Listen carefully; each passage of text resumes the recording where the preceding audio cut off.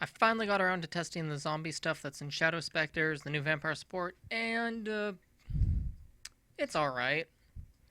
It's nothing groundbreaking. It has some cute plays and some cute cards, but overall it suffers from the same problems that the standard zombies suffer with, where it just has a very kind of slow early game that, uh, but still, it's a fun deck. So yeah.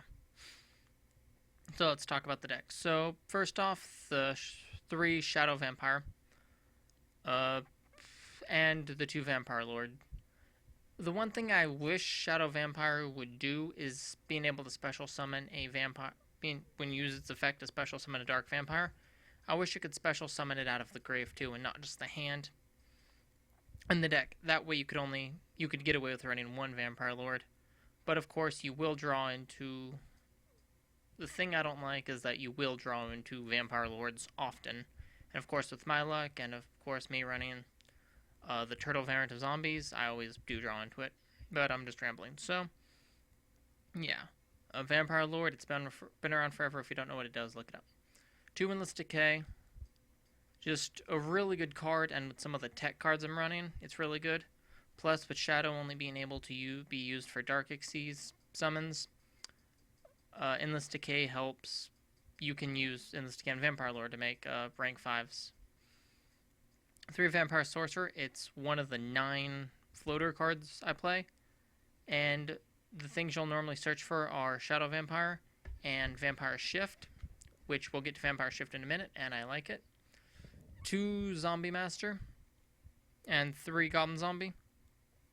Now, normally I play a ratio of 3 Zombie Master, 2 Goblin Zombie.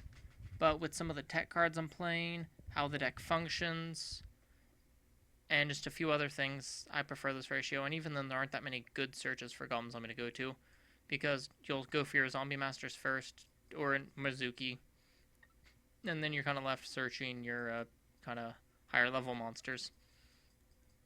3 Turtle, because it gets you to your Endless Decay, or if you need to, it gets you to your Vampire Sorcerer, and your Goblin Zombie, and just pretty much everything else. I love it. And finally, Mizuki. No explanation needed. I run 3 of the field spell, Vampire Empire. I run this card because of the attack boost more than its effect, where if a card is sent from your opponent's deck to the grave, you can pop a card. Although with Vampire Lord and Goblin Zombie's effect, you are able to use this effect. I don't find myself resolving it very often, but I mostly use it because that 500 attack boost is nice. And I will tell you the reason the monsters only gain it during the damage step is because then this deck could play Eradicators like it was nobody's business. And I don't think Konami wanted that. And the one-ofs, Allure, Dark Hole, Foolish, Heavy, Reborn, 2 Book of Life. I'm teching 2 instant fusions to help you get to Reaper on the Nightmare, which of course helps you with rank 5 plays. And also, I'm playing 1 Flame Ghost in league with my other tech card, Transmodify. I just threw this in here to test it out to see what the hype was about, and I kind of like it. The main play with it is with Goblin Zombie, where you can summon an Endless Decay, get the search off Goblin Zombie, get your Zombie Master or whatnot. And with Transmodify, if you have Instant Fusion Transmodify, you can summon Flame Ghost, Transmodify into a Zombie Master, a Goblin Zombie, or a Vampire Sorcerer, so that's pretty cool. I run 3 Vampire Shift. What this card does is it gives you a +1, and it's chainable, so if your opponent has a Blind MST, it's a +2.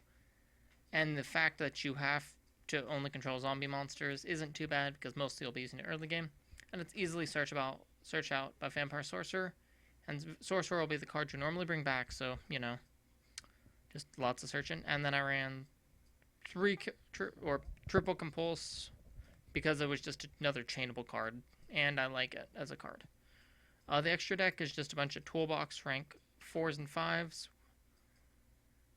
So, talked about the fusions, Cowboy, Djinn, Direwolf. Direwolf can help you OTK if you're able to get 2 Endless Decays on board, and you can just like Direwolf pop, back row, or monster you don't want, or stuff like that. Black Ship, Powerful Operative Utopia, Shark Fortress. I've never used. You'd think you'd use Shark Fortress, but I've never used Shark Fortress, although I've only played those few days, couple of games. But I'm sure I'd leave it in there because it's a very good card. Vampire Braum. Originally, I didn't think I'd like this card, but once you've played with it and how the deck functions, it's actually really good. And I like the fact that it keeps reoccurring itself as long as it's destroyed by an opponent's card, so that's kind of nice. Hunkosaurus, because that card is hot, and then Adris and Tyrus. And one card I completely forgot to add in until start of this video was a Gaia Dragon, where you can overlay it on a ROM in defense mode over a Volcasaurus so it can attack directly. Yeah, but that's the deck. Thank you for watching, and goodbye.